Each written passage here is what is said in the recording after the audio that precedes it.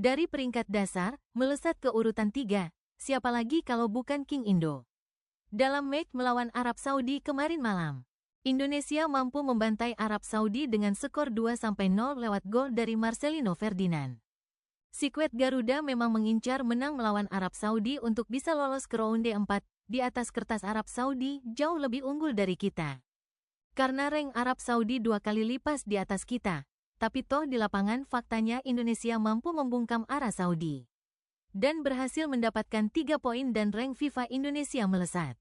Dan seperti inilah komentar orang Arab Saudi, Vietnam dan Thailand. Indonesia kini menjadi yang terbaik di Asia Tenggara. Saya akui Indonesia bermain bagus di pertandingan ini.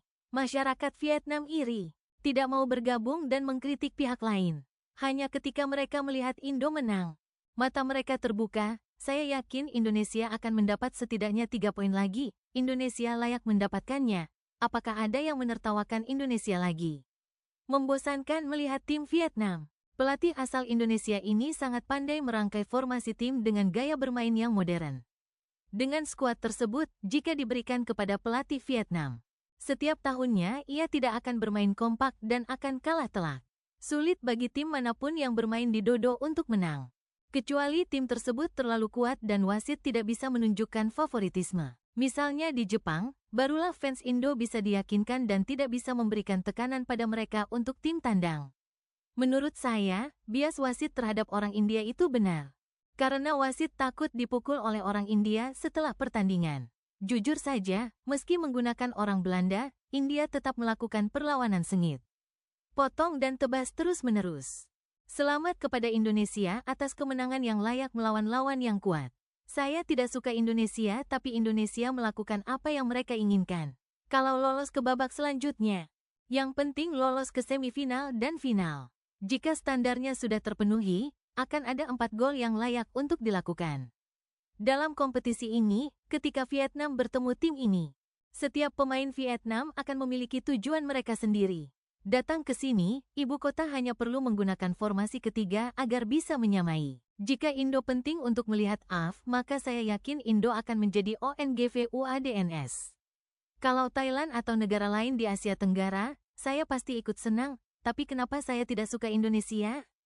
Secara umum, dengan tim yang dinaturalisasi, permainan akan bagus untuk sementara waktu, dan akan menjadi tonggak sejarah baru bagi SEA di arena WC, tetapi dalam jangka panjang. Anda tidak akan melihat identitas nasional apapun, tidak terlalu menyenangkan jika Anda adalah penonton bentuk naturalisasi.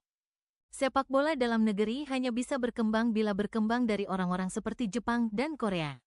Kalau tidak naturalisasi saja, maka turnamen dalam negeri akan terbuang. Pelatih SIN dan Presiden berusaha melakukan naturalisasi untuk mempertahankan kursi mereka selama mungkin. Jika mereka mundur, Indo akan seperti tumpukan reruntuhan. Tunggu dan lihat. Kekuatan liga kami jelas, kematian mereka yang membenci Anda jelas. Yang terpenting liga kami kuat dan universal. Para pemain timnas Saudi tidak punya motivasi. Para pemain Yordania dan Irak merupakan pemain yang memiliki impian bermain di Piala Dunia agar bisa menjadi profesional di luar negeri. Para pemain tim nasional Saudi memiliki kontrak yang sangat besar dan tidak memiliki insentif. Liga yang kuat dan tim yang lemah, dan alasannya adalah jumlah pemain asing terlalu banyak untuk memungkinkan orang Saudi bermain.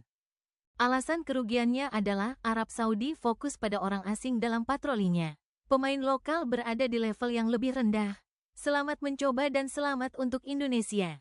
Rekan-rekan warga Saudi, pemain Al-Bulaihi tidak boleh bermain di tim besar seperti Arab Saudi karena dia adalah orang yang fanatik dan tidak bermain-main dengan pikirannya, melainkan bermain dengan emosinya. Dan dia menderita dilema ego dan kesombongan. Dan hal ini tidak sejalan dengan sistem sepak bola karena tidak memberikan kenyamanan bagi para pemain di lini pertahanan. Alasan kerugiannya adalah Arab Saudi fokus pada orang asing dalam patrolinya. Alasan kekalahannya adalah seluruh liga adalah orang asing dan alasannya diketahui oleh petinggi klub Al-Hilal. Merekalah yang meminta penambahan orang asing karena Al-Hilal memiliki kejuaraan antar klub Asia dan Piala Dunia, dan hasilnya mereka menghancurkan timnas Saudi. Saya baru kali tetes air mata haru karena rasa bangga, laga penentuan nasib untuk bisa layak ke Pildun. untuk hasil yang luar biasa 2-0 atas Arab Saudi, tim kuat Asia alhamdulillah terangkat kembali. Pamor bangsa ini di mata dunia. Buat orang Indonesia jangan suka mentertawakan orang lain, kita bersyukur kepada Allah SWT saja karena Indonesia menang. Menang jangan jumawa, kalah jangan lemah. Maju terus Garuda Indonesiaku. Tapi di sisi lain saya salut juga dengan pengamat dokter Malaysia. Mereka cukup fair memberikan komentar dan kasih apresiasi ke kita. Respect. Kita harus bersyukur ada hidayah di balik timnas disiksa Jepang 4-0 dan timnas mulai introspeksi diri dan menjadi lebih solid, menang harga mati.